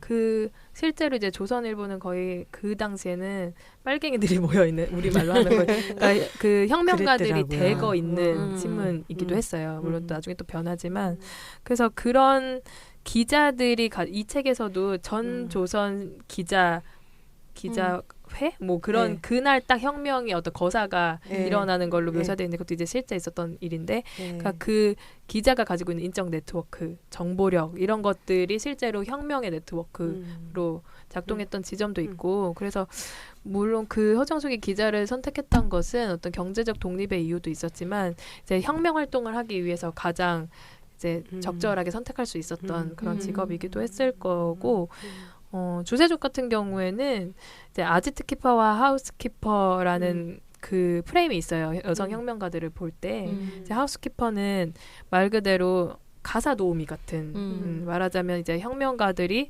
어떤 지하에서 혁명을 이렇게 도모할 때 뭐 밥을 해준다든지 빨래를 해준다든지 뭐 돈을 융통해 온다든지 그런 식의 역할을 하는 거고 이제 아지트키퍼는 그 모든 일을 하면서 동시에 이 혁명 회합 같은 것에 참여하면서 혁명가로서의 정체성을 가지고 있는 거죠. 모든 걸 다 하면서 혁명가도 해야 되는 네. 상황인 거예요. 그렇죠. 그러니까 그 두 포지션은 사실 이렇게 딱 부러지게 구분되진 않아요. 그러니까 계속 여성 혁명가에게 이 여성은 아지트키퍼인가 하우스키퍼인가라고 이렇게 묻는 것 자체가 사실은 좀 성립하지 않는 질문? 근데 그걸 계속 구분하고 싶어하는 것이 여성 혁명가를 보는 관점이기도 하죠. 이 여자는 뭘 좀 알고 혁명에 참여한 건가? 아니면 그냥 거기에 좀 들러붙어 있다 보니 어쩌다 보니 이렇게 자기도 모르게 이런 거에 관여하게 된 건가? 그냥 연루된 건가? 그런 식인 거죠. 그래서 사실 그 질문에 내재되는 욕망은 뭐냐면 여성은 스스로 자발적으로 어떤 이념의 주체가 될 수 없다라는 문제의식인 거예요. 그렇죠. 그래서 왜 우리 뭐 이 얘가 적당한지 모르겠는데 이제 이효리 같은 경우에도 뭐 이효리 씨가 이런 식의 어떤 변화된 생활을 하게 된 것은 다른 뭐 음악 김재동과 생활을 하고 놀아서이다. 뭐 주진우와 놀아서이다. 그런 영화 받았을 것이다. 그리고 뭐 이상순이 영향을 줬을 것이다. 이런 식의 의문 같은 것들 있잖아요. 그래서 사실 그 질문이 근데 남성 혁명가에게는 주어지지 않는 질문이에요. 어떻게 혁명가가 됐습니까? 라고 하면 뭐 이제 혁명의 계기를 묻는 그런 질문일 뿐이지 이 사람이 자발적으로 정말로 이 이념의 주체인가? 라는 의심은 하지 않거든요. 근데 이제 여성 혁명가들에게는 그냥 남편이 혁명가라서 이렇게 되는 거죠. 그래서 실제로 그 당시에 이 여성 혁명가에 대한 그 평론들을 보면 아주 걸출한 혁명가 중에 김기진이라는 사람이 있는데 이렇게 써놨어요.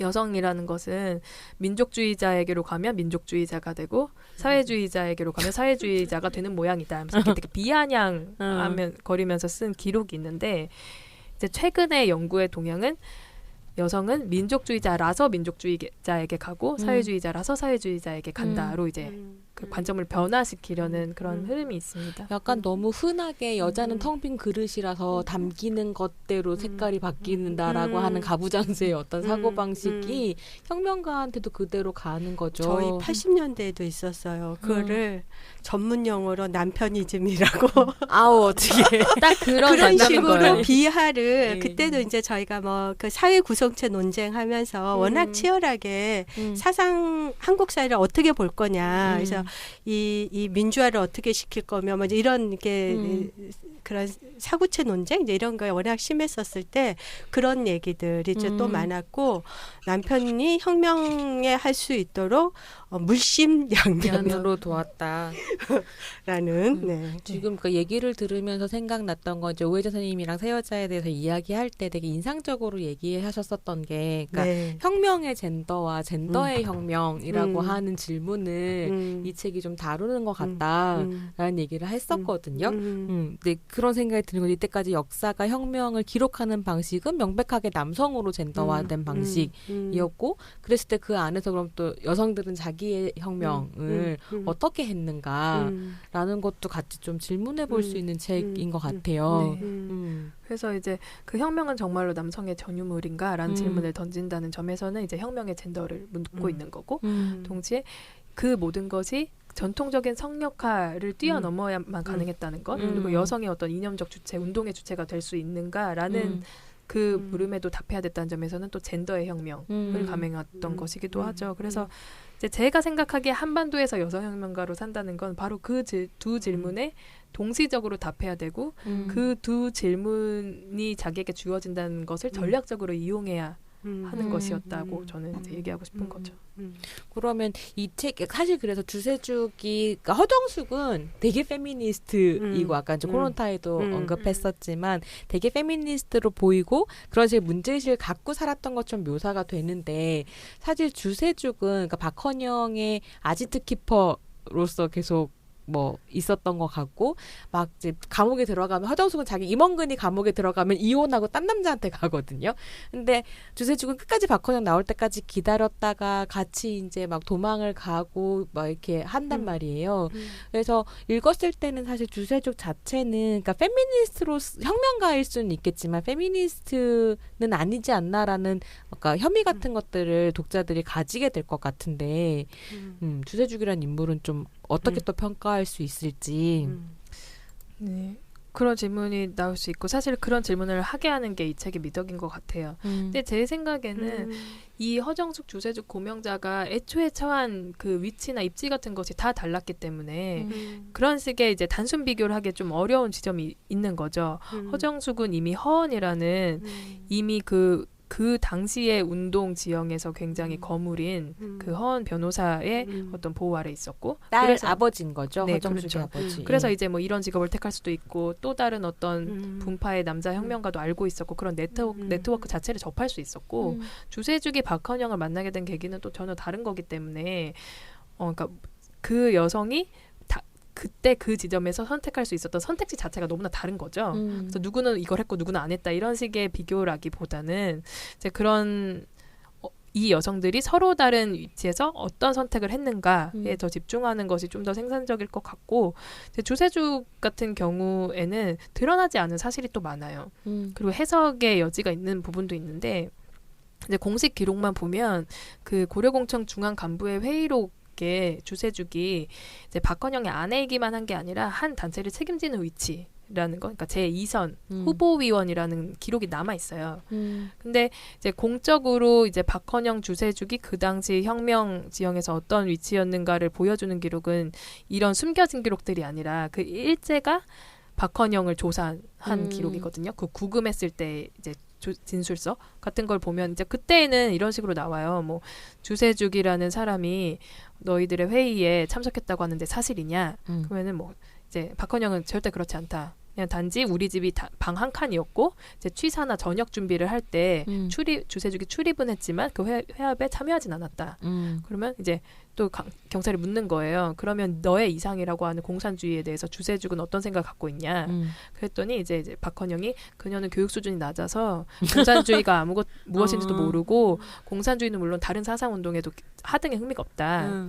그렇게 이제 얘기를 해요. 그리고 이제 주세죽한테도 물어보거든요. 똑같이 체포됐을 때. 그랬더니 주세죽도 나는 부녀자의 일을 했을 뿐이지. 그래서 이제 식사 준비를 했을 뿐이지 그 단체에 가입한 적이 없다. 라고 이제 그 남편도 그렇고 이 주세죽도 스스로 그 혁명가로서의 정체성을 부인하니까 공적 기록에는 그렇게 남아 있으니까 주세죽의 어떤 혁명가로서의 능동성을 짐작하기가 쉽지 않죠. 근데 이것이 이제 아지트키퍼와 하우스키퍼라는 두 가지의 그 혼요된 정체성을 이용하는 어떤 전략이었다고 보는 해석이 있는 거예요. 그러니까 예를 들면 주세죽이 혁명가로서 가지는 그 정체성을 숨겨야 했던 그런 이유들이 있잖아요. 이선이고 네, 잡혀가면 그렇죠. 지켜야 네, 되고. 그래서 이제 박헌영으로서는 주세죽의 어떤 이 혁명에 참여한 그 정도를 좀 이렇게 감세해서 빨리 형량을 낮추고 석방을 시켜야지 이제 자기에 이어서 혁명운동을 계속 도모할 수 있으니까 그런 전략을 쓰기도 했고 주세죽도 그 전략에 이미 동조를 한 것이고 그래서 그런 어떤 전략으로서의 정체성 비가시화 같은 것이 있는데 그런 가능성들이 지금까지는 깊이 고려되지 않았던 거죠. 네. 그게 적극적으로 해석되지 않았다라는. 네. 그래서 그냥 이제 뭐 박헌영이 감옥에 있을 때 뭐 감옥 밖에서 눈물을 흘리고 있는 주세죽 여사의 모습 이런 것들만 이제 대중미디어에 보도되니까 그냥 뭐 박헌영의 비운의 아내, 그다음에 뭐 만삭으로 뭐 박헌영과 함께 배에 오른 모습 이런 어떤 단편적인 모습들만 보도되니까 사실은 이 주세죽이 그 입지에서 어떤 혁명으로서 어떤 전략적인 선택을 할 수 있었는가라는 질문이 이제 던져지지 않았었던 거죠. 근데 이제 그렇게 이제 박헌영하고 탈출을 해서 모스크바 갔을 때 주세죽도 같이 공부를 하기 위해서 레닌 대학인가 뭐 여기에 등록을 해서 공부를 하잖아요. 그러니까 제가 보기에는 그 공식적인 기록은 어떨지 모르지만 정말 그 주세죽은 신앙심이 굉장히 이제 투철하고 거기에서 뭐 어쩔 때는 공산주의 이념이 신을 쫓아냈다 뭐 이런 표현도 나오기도 하던데 굉장히 신념이 깊은 사람일 거라는 그런 느낌으로 저한테는 왔어요. 이 주세죽이라는 사람이. 그래서 정말 그 박헌영과의 관계가 동지적 결합이라고 생각했을 것 같고 그래서 그 관계를 지키는 게 또 운동을 지키는 거고 끊임없이 자기도 그 운동의 어떤 주체로서 함께 했었을 것 같다라는 생각이 책을 읽으면서 제가 갖게 된 생각. 근데 이제 그렇게 돌아오지 못하고 딸과도 결국은 너무 마음이 아픈 거죠. 카자흐스탄의 유배 스탈린 치하에서 카자흐스탄으로 그러니까. 유배를 당해서 노동을 하다가 결국 죽죠. 안타까운. 그러니까 사실 저는 읽으면서 가장 세 여자 중에 마음이 갔었던 건 주세죽이었던 것 같아요. 그러니까 묘사되는 것으로 봤을 때는 굉장히 단단하고 선생님 말씀하신 것처럼 무언가를 믿으면 거기에 투신하는 신념이 깊은 사람인데 너무 그냥 제가 보기에 계속 박헌영을 돌보고 뒤치다꺼를 하느라 고생을 하다가 그다음에 박헌영이 사라지고 난 다음에는 김다냐와 또 그렇게 이제 어쩔 수 없이 함께 살면서 딸을 잃은 슬픔을 되게 깊이 가지고 있고 그러니까 이렇게만 그려지는 걸 계속 따라 읽으면서 어느 순간에 주세죽이 엄청난 에너지를 가지고 떨치고 일어나 막 혁명을 하고 막 이런 그러니까 뭐랄까요 이미 각성은 한 사람이지만 어떤 다른 식의 에너제틱한 묘사가 나오기를 기대하고 있었던 것 같아요. 그리고 혹은 아니면 김다냐랑 연애를 할 거라는 건 알고 있었기 때문에 김다냐와의 연애의 장면이 또 드라마틱하거나 근데 지금 계속 얘기를 들으면서 저는 기존의 어떤 영웅의 재현관습 안에서 이 여성 영웅들을 좀 보고 싶은 욕망이 있었던 것 같은데 되게 흥미로운 건 어쨌든 조선희 작가가 이 책의 맨 마지막에 이제 작품 쓰고 난 다음에 후기를 쓰는데 소설의 역사를 배반하지 않도록 소설을 썼다라고 쓰고 계시더라고요. 그러니까 어떻게 보면 지금 오혜진 선생님이 계속 얘기해 주시는 공적 기록과 숨겨진 기록 사이에서 발굴해낼 수 있는 어떤 이야기까지 그러니까 그 이야기의 최대치까지만 하고 그러니까 픽션적인 상상력을 거두는 방식으로 이야기를 쓰셨으니까 저의 어떤 그런 낭만화된 이야기를 기대하는 이런 거에는 이제 부합하지 못했었던 거죠. 그러니까 계속 삶에 배반당하는 느낌? 주세죽의 약간 속상하더라고요. 그러고 뒤에 보면은 정말 그 계급 철폐라는 게 모두가 평등한 이제 그런 건데 이러한 이상적인 사회 제도를 감당하기에는 인간이 그러하지 아니하다. 뭐 이런 얘기를 그 조선희 작가님이 쓰셨던데 레닌 사후에 스탈린 독재 체제가 구축이 되고 뭐 이런 것들 속에서 유형지에 가 있는 주세죽의 삶이라고 하는 거가 본인이 뭘 어떻게 좌우할 수가 없는 그런 거에 비해서는 막 허정숙은 투쟁하기 위해서 막 중국에 찾아가고 거기서 무장 투쟁을 하고 이런 거하고 너무 좀 이렇게 가슴 아픈 이 지점에 놓이는 게 참 약간 또 궁금했었던 건 어쨌거나 그러니까 주세죽은 그렇게 됐지만 허정숙은 그 정치적 정랑 속에서 자기의 정치적 입지를 지켜낸 거잖아요. 다 동료들 다 숙청당하고 이럴 때도 끝까지 살아남는단 말이에요. 그건 어떻게 설명될 수 있는 부분인지 이 사람이 굉장히 놀라운 정치적 수완을 가지고 있었다거나 이런 거에 대한 얘기는 좀 있나요? 그렇죠. 그러니까 지금까지 해석은 일단 그 김일성이 또 허언을 굉장히 각별하게 생각하고 있었거든요. 그래서 이 허언의 딸이라는 지점이 굉장히 중요하게 작용하기도 했고 또 나중에 김일성이 자기의 정치적 경쟁자를 다 숙청할 때에도 이제 허정숙만은 놔둬요. 근데 이제 그거는 여성이기 때문에 그 김일성의 그 숙청 작업에서 이제 피해갈 수 있었다라는 해석도 있는 거죠. 근데 이제 뭐 그런 해석도 당연히 일리 있고 중요하긴 하지만 이제 허정숙 자체가 자기 정치적 입지를 어떻게 확보하려고 했는가 그런 관점에서 볼 수도 있는데 그래서 이제 허정숙이 5번이나 그 상대의 노선에 있는 남자를 선택하는 것 그런 식으로 어떻게 보면 그게 뭐 야합일 수도 있지만 한편으로는 자기가 어떤 파에도 속하지 않는다는 그런 의미로도 읽힐 수 있거든요. 그러네요. 네, 그래서 오히려 더 그것이 자기의 그 정치적인 안전을 확보하는 데 유용했다고 볼 수도 있고 그런 점에서 그러니까 이 여성 혁명가가 남성을 어떻게 선택하는가의 문제가 그러니까 완전히 사적인 문제가 아니었다라는 걸 말하는 것이기도 한 것 같아요.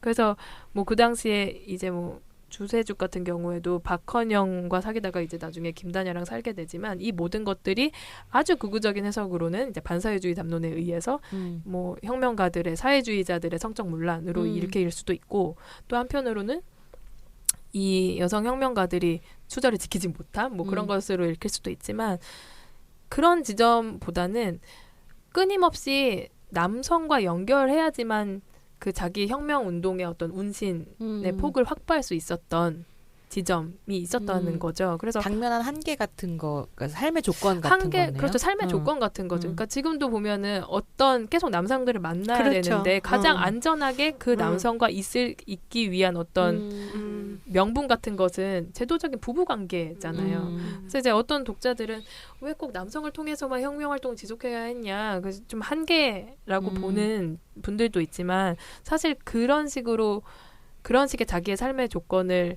이용하는 것이 저는 허정숙의 드라마만큼이나 아무튼 되게 드라마틱한 정치적인 그런 경락만큼이나 치열한 과정이었을 거라고 생각하거든요. 네, 그래서 어떤 남자를 선택하는가가 이제 그 당시 남성 혁명가들은 연애나 결혼 같은 걸 굉장히 사적인 문제로 치부해서 뭐 독신주의를 주장한다거나 아니면 뭐 무자녀주의를 주장한다거나 그런 것도 있지만 여성 혁명가들에게는 어떤 남자를 선택하느냐가 이미 되게 정치적인 문제. 라는 걸 가장 말해주는 정치적인 것이기도 문제예요. 네. 여전히 그런 지금도 부분이 없지 않은 네, 것 그렇죠. 같아요. 그래서 네.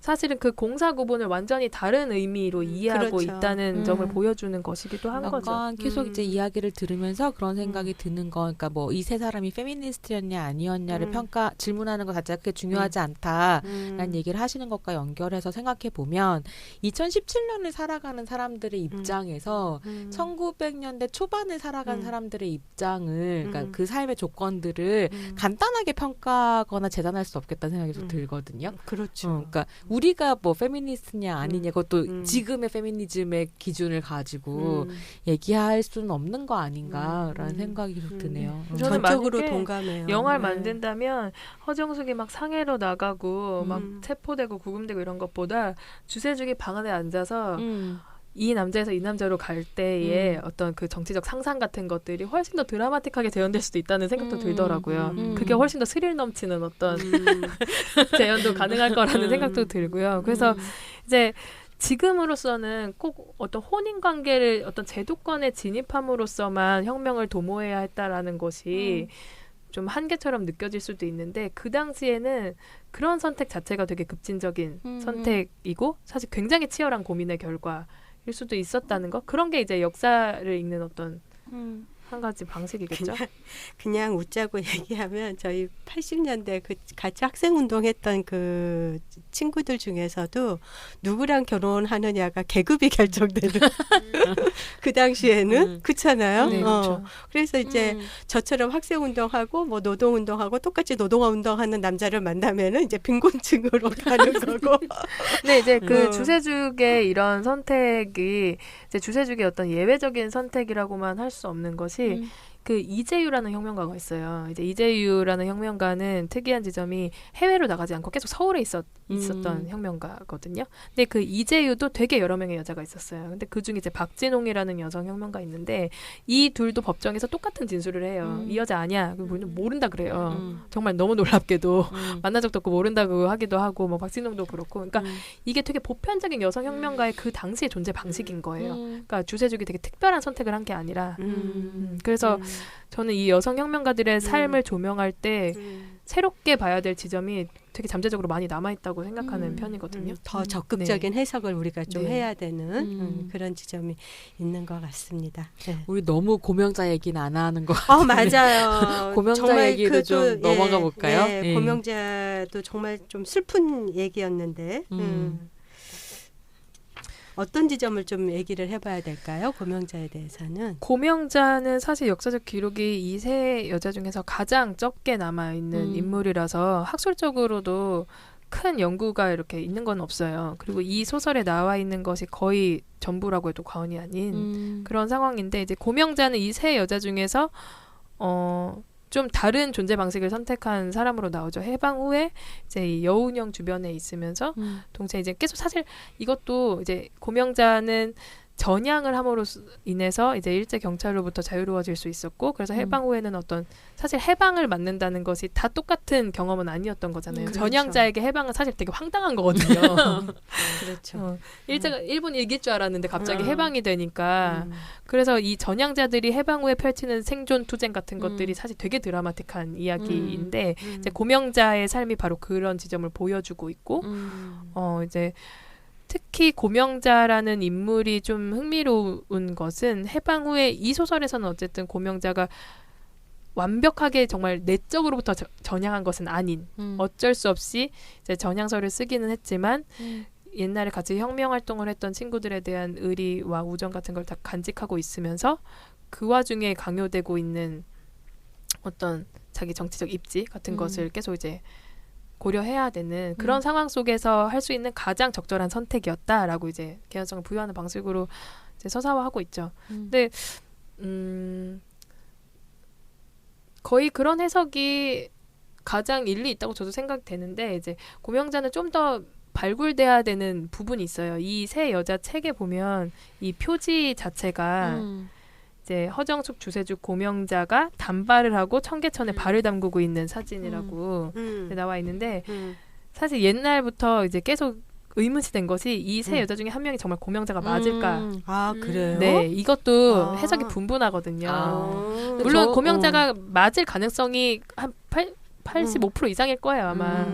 네, 근데 그 정도로 고명자는 지금 역사적으로 이렇게 별로 기록이 없거든요. 그러니까 저는 사실은 왜 그 생각을 했냐면, 그러니까 무슨 생각을 했냐면 이 사진을 보고, 그러니까 주세죽이랑 허정숙은 소설의 주인공이 될 수 있는데 고명자는 왜 들어갔을까라고 생각했을 때 이 사진 때문이라고 생각했거든요. 거기에 김다냐의 이제 김다냐까지 해서 남성 트로이카와 여성 트로이카 뭐 이렇게 이야기를 하는. 근데 책을 봤을 때는 사실 저는 그런 생각했는데 이 책, 그러니까 조선희 작가가 제일 좋아하는 캐릭터가 김다냐와 여운형이 아닐까 이런 생각했거든요. 그러니까 고명자 주변에 있는 남성들이 사실은 저한테는 제일 그러니까 묘사가 거의 없는 이 책 안에서 조선희 작가 그나마 묘사를 했던 어떤 남자들인 거죠. 그러니까 세 명의 여자 주인공을 빼고 박헌영은 읽으면서 한남인데 뭐 이런 생각이 막 들잖아요. 어떤 그런 지점들. 작가가 누굴 제일 좋아했는지는 모르지만 해방 후에 여운형의 비전이 우리가 갔어야 했던 길이다라는 생각은 있는 거죠. 그리고 이제 조선희 작가는 해방 후에 이 이합집산 난립하는 단체들 그리고 특히 정치 지도자라는 사람들이 실수인지 의도인지 모르겠지만 엄청난 정치적 실책을 했다고 보는 편이거든요. 그리고 그들이 그렇게 하지 않았으면 어땠을까? 이 가정법 과거 완료. 뭐뭐 하지 않았으면 어땠을까라는 상을 계속 품고 있는 거죠. 그러니까 그때 이제 암살된 존재들, 뭐 여운형, 김구는 깡패였는데 어쨌든 여운형의 비전이 그 당시 우리가 택했어야 될 어떤 방향이라고 보는 건 있는 것 같아요. 그래서 여운형이 별 묘사가 없는 지점에도 없음에도 불구하고 매우 매혹적으로 끝나고 계속 읽으면서 잃어버린 선택지 중에 하나로 나오는 거죠. 이승만이 바보다라는 생각을 늘 갖고 있었던 거지만 책을 읽으면서 끝에 갈 때는 정말 김일성이랑 김구는 내가 죽이고 싶다 이런 생각이 드는. 김구 협회에서 쫓아올 것 같아요. 어떡하지? 편집해야 되나요? 아니요. 네. 그런 부분은 있었던 것 같아요. 확실히 여운형이 추구하고 있었던 세계에 대한 호의 같은 것들은 느껴지더라고요. 그렇습니다.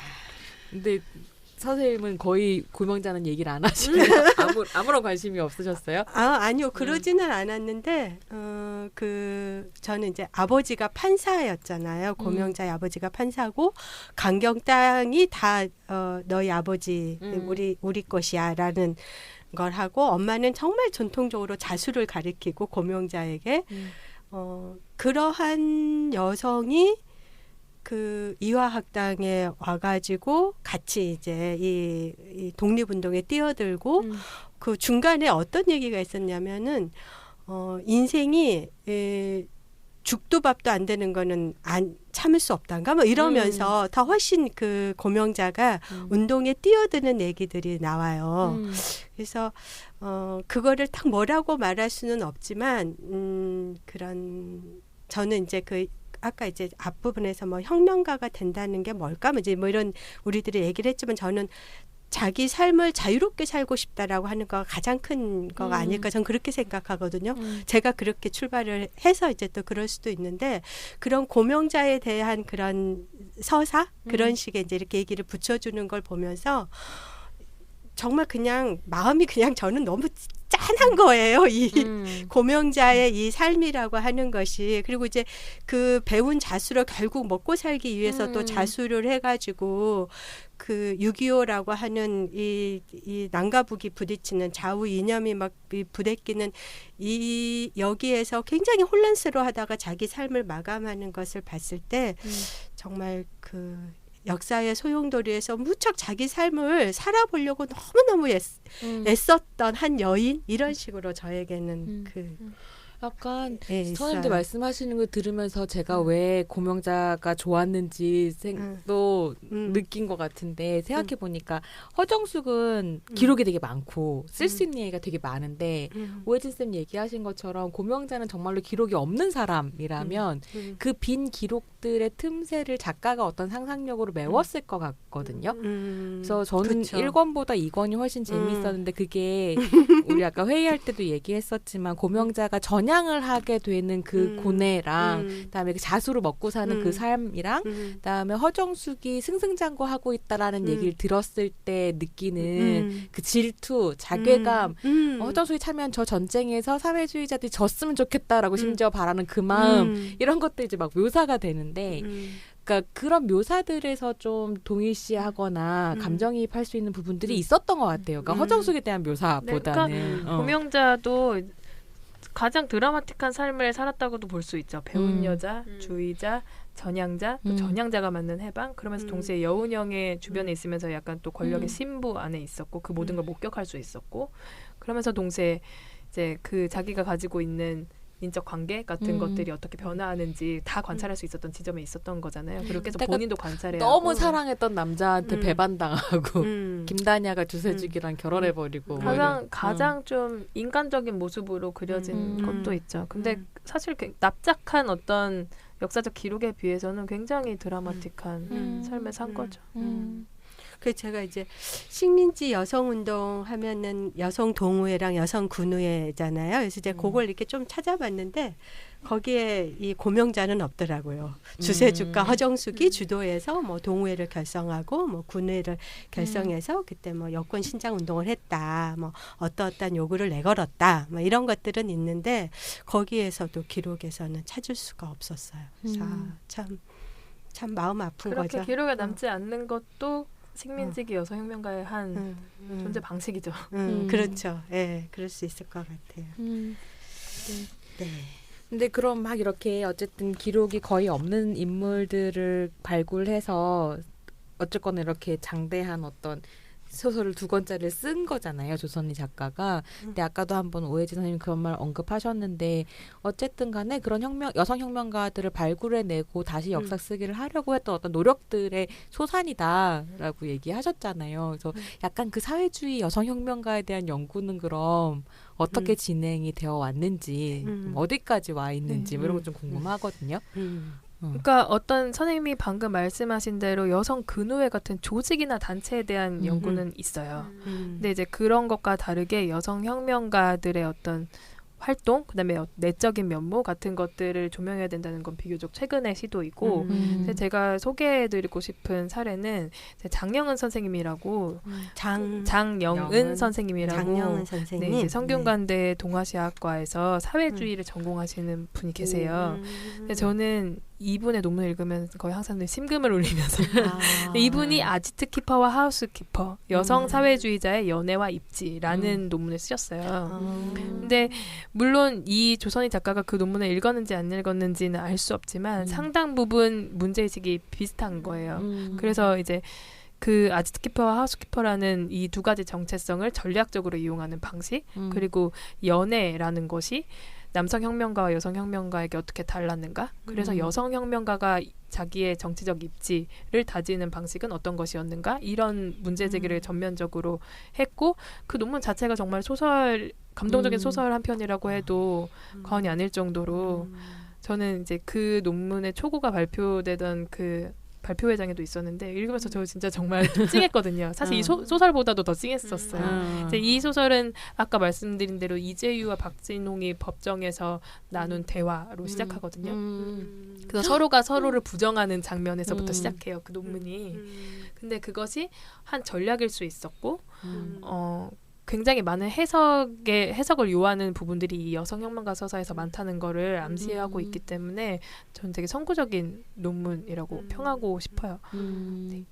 그리고 이제 그런 특히 이제 꼭 혁명가 뿐만이 아니라 이제 식민지기에 뭐 배운 여성들, 글 쓰는 여성들에 대한 관심도 지금 높아지고 있잖아요. 그래서 정말로 나혜석밖에 몰랐던 시절에서부터 이제 사실은 뭐 나혜석이나 전혜린처럼 아주 대표적인 글 쓰는 여자의 형상도 물론 중요하지만 그것들의 계보 그리고 모두에게 그 글 쓴다는 행위가 다 같은 의미를 지니는 건 아니니까 그렇죠. 네 그래서 그런 의미만 같은 거를 좀 확장할 수 있는 그런 시기가 좀 된 것 같아요. 네. 생각해보니까 나혜석이나 전혜린은 어쨌거나 글 쓰는 여자들이지만 되게 비극적으로 또 죽음을 맞이한 여성들인 거잖아요. 그런 기록이 아닌 그냥 글 쓰고 책 좀 읽어도 그냥 이렇게 살 수 있는 그래서 제가 이 소설들 통해서 이 소설과 그 논문들을 통해서 제가 배운 건 뭐냐면 어떤 여자들의 삶이 희극인지 비극인지 말할 수 있는 사람은 없다는 거예요. 그러니까 언뜻 보기에 비극처럼 보이는 주세죽의 일생도 그 사람이 선택한 최선일 수 있는 거잖아요. 네, 그리고 분명히 사실은 더 집중해야 되는 것은 어떤 상황에서 어떤 선택을 했는가, 그 여자에게 어떤 선택지가 있었는가이지 이 여자가 뭐 길에서 죽었다는 이유, 딸을 못 만났다는 이유, 뭐 혁명운동에 기록되지 않았다는 이유로 인해서 그 여자들은 비극적인 삶을 살았다라고 판단할 수 있는 건 그런 건 좀 신중해야 되지 않을까라는 생각이 계속 들더라고요. 사실 그런 식의 해석에 계속 맞서 싸운 것 같아요. 이제 그 막 이렇게 운동하다가 이렇게 막 길이 갈렸을 때 그러면은 정말 뭐랄까 안정된 생활, 이러한 삶은 그러면 뭐 행복한 거냐라고 했을 때 또 그렇지 않은 거잖아요. 그런 가부장제도 하에서 주어지는 역할을 수행을 해야 하고 뭐 이제 여러 가지로 이제 그런 거기 때문에 삶을 그렇게 평면적으로 볼 수는 정말 없고 한 순간을 살아도 사는 것처럼 내가 살아있다라는 자각을 하면서 사는 거 하고 정말 끊임없이 그런 어떤 특히 이제 여성에게는 항상 역할로 평가를 받기 때문에 며느리 역할 얼마나 잘하냐, 뭐 엄마 역할 얼마나 잘하냐, 그 사람의 그 고유성에 대해서 집중해주지 않는 거잖아요. 근데 어쨌든지 저는 이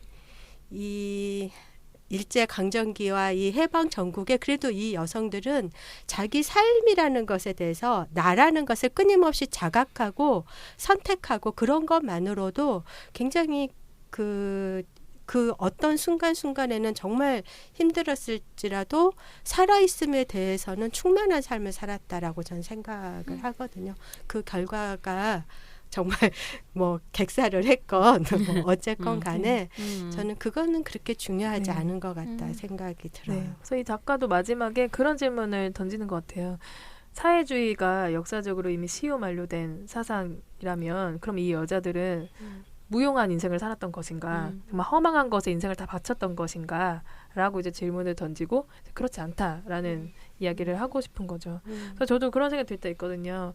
아, 난 지금 정말 마음대로 죽지도 못하겠다 이런 생각을 한 적이 있어요. 왜냐면은 이제 제가 예를 들어 어딘가에서 뭐 고독사를 하거나 객사를 했다 이러면은 저의 의지와 무관하게 이 여자는 뭐 30대 비혼 여성으로서 가난과 박사 논문도 쓰지 못한 이런 우울에 빠져서 죽었다. 이게 너무 그 사인이 자명하게 기록될 것 같은 거예요. 제가 여기 그 누가 있었는데 내가 여기서 이렇게 죽으면 여기서 이렇게 죽으면 그런 평가를 받을 것 같다. 누구였죠? 허정숙이었나? 누구였나? 주세죽도 그렇고 허정숙도 그렇고 고명도 그렇고 다 그런 정말 죽을 자유도 없었던 그러니까 너무나 자명한 해석지에 놓이게 되는 거잖아요. 그래서 저는 지금 맘대로 죽지도 못할 것 같다는 생각을 늘 하면서 빨리 유작을 써놔야 되나라는 그러니까 그렇게 뻔한 해석지로 여성의 인생을 평가하는 것에 저항하는 것 네. 그렇죠. 그런 거인 것 같아요. 뭔가 약간 이제 이 책 얘기는 마무리하고 여성문학으로 가야 될 것 같은데 좀 궁금한 거는 이 책에서 독자들과 어떻게 만나고 있는지 문학계에서의 반응은 어떤지 이런 정말 또 흥미롭게도 역시 문학 그 제도 문학 안에서 아직 이 책에 대해서 공식적으로 나온 평론은 제가 찾아보지 못했고 물론 이제 읽기들은 많이 읽으신 것 같아요. 특히 뭐 80년대 그 민주화 운동 같은데 몸담으셨던 분들은 굉장히 이입하면서 약간 자기 전사를 발견한 듯이 읽으셨던 것 같기도 하고 이제 또 사실 최근에 또 주요 문학 독자는 20, 30대 여성이니까 그 여성들은 뭐 나혜석만 알았는데 이제 또 다른 어떤 배운 여자, 싸우는 여자의 상이 있었다는 것을 발견한 것 같기도 해서 좀 널리 읽히고 있는 것 같기는 해요. 그래서 이 책은 사실 새로운 면모와 익숙한 면모를 동시에 가지고 있는데 이 새 여성 혁명가를 이 문학의 어떤 주인공으로 삼았다는 점 되게 새롭지만 이 새 여자가 추구했던 역사, 혁명 이런 거에 대한 상이 이 작가의 상이 새로운가라고 묻는다면 이제 거기에서 사실 뭐 저도 완전히 새롭다고 얘기하기 어려울 것 같거든요. 그러니까 말하자면 제 의견으로는 이제 7, 80년대 뭐 민주화 운동, 노동 운동 같은 어떤 사회 변혁 운동에 몸담았던 세대의 역사상인 것 같아요. 그래서 마지막에 에필로그에 보면 이제 두 가지 제가 동의할 수 없는 지점이 나오는데 이제 하나는 이 사회주의자들의 그 어떤 비전이나 이념을 평가하면서 이제 그거를 이제 노무현 안희정으로 대표되는 대연정의 상상력과 연관시키는 동의할 수 없었습니다. 네, 그런 코멘트도 있고 또 이 사회주의가 비교적 역사적으로 시효 만료됐다는 평을 들었지만 그럼에도 불구하고 역사적 의의를 찾는다면 자본주의를 인간화하게 하는 데 도움이 됐다.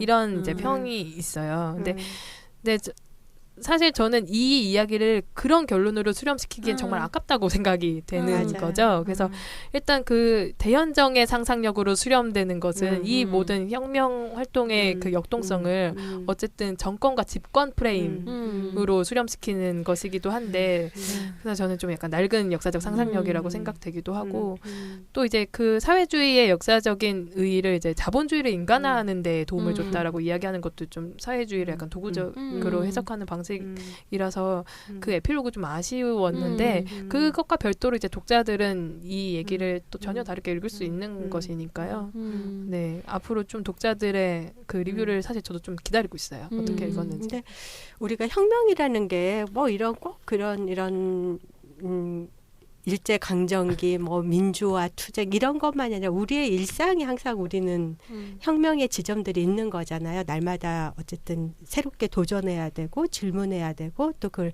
살아내야 되는 거라는 측면에서 뭐 영웅이라는 것도 그렇고 무슨 여성 혁명가라는 것도 그렇고 어떤 특정한 인물들이 아니라 우리 그 항상 하지만 평범한 사람들의 비범한 이야기 이게 혁명이라고 이제 저희가 생각해서 이제 이런 걸 하고 있는 거잖아요. 의당으로 수렴되나요? 아니 그래서 저는 이거를 너무 그 거리감을 둬서 그런 사람이라고 생각하지 않았으면 좋겠고 정말 제 주변에서 뭐 빚을 갚기 위해서 요양보호사 일을 시작을 해가지고 뭐 이런 분들도 다 혁명가예요. 정말로.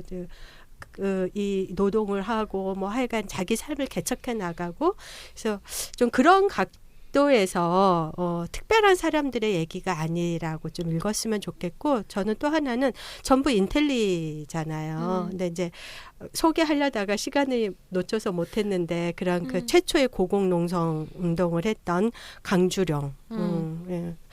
강주룡이 누구와 나이가 출생연도 같은 주세주가 해서 1931년도에 그 평양 고무 공장에서 임금이나에 반대 투쟁하다가 그 다음에 죽거든요. 그런 단식과 뭐 이런 걸로 몸이 상해서 을밀대 위에 올라가서 투쟁하셨죠. 네, 네, 을밀대가 얼마나 높나 했더니 11m가 되더라고요. 그게 고구려 시대 건축물이더라고요. 그러니까 이제 그러한 이런 인텔리만이 아니라 정말 또 이 기층 민중의 여성들의 투쟁들도 있었다는 거를 좀 같이 다 관심을 가졌으면 좋겠다는 생각했어요. 일단 처음 녹음할 때 얘기했었던 싸우는 여자가 이긴다가 이제 그 에멀린 팬커스트 자서전인데 네. 어쨌거나 그 참정권 운동이 마치 부르주아 여성의 운동이었던 걸로 역사화됐었던 것을 영화 서프라제트가 이제 노동자가 어떻게 그 투쟁에 참여했었는가로 관점을 돌렸었던 그렇죠. 그런 해석들이 이제 또 다시 가능해지는 것 같기는 해요. 예. 네.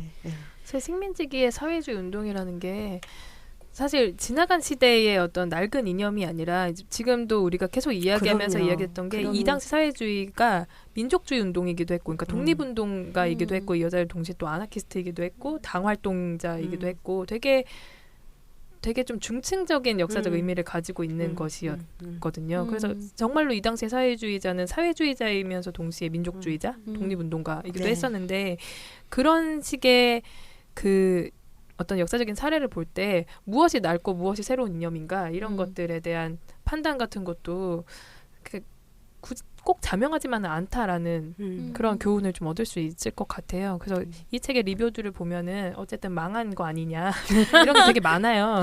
아 진짜 네, 어떻게 되게 그렇게 많아요. 근데 이제 그 사회주의와 공산주의의 역사화에 좀 낯선 것도 있지만 왜 이것이 망한 역사에 대한 이야기가 아니라 왜 이것이 자본주의 더 자본주의를 좋게 하는 그런 게 아니라 사실 자본주의가 아닌 다른 삶을 상상했던 그렇죠. 이야기이고 그 가능성을 보여줬던 이야기로 그렇죠. 기억돼야 하냐면 이제 그 당시에 이 이념들이 가졌던 되게 중층적인 의미 그런 것들을 생각해 볼 수 있다는 점에서 이 책은 좀 젊은 세대도 많이 읽었으면 좋겠다는 생각이 들더라고요. 다른 세상을 꿈꾸는 것은 가능하다라는 이야기를 읽혔으면 좋겠다라는 생각이 듭니다. 마무리해야 될 것 같은데 그 얘기로 마무리하면 될 것 같아요. 그럴까요? 네. 네. 지금 이제 선생님 강주룡도 언급하셨는데 이제 강주룡을 비롯한 여성 노동자에 대한 이야기는 네. 혁명가이자 노동자였던 분들에 대한 이야기는 2부에서 네. 여공문학과 함께 되돌아오겠습니다. 네. 수고하셨습니다. 팟캐스트 을들의 당나귀 귀 시즌3는 2017 서울특별시 성평등기금 후원 사업으로 한국여성노동자회에서 제작합니다.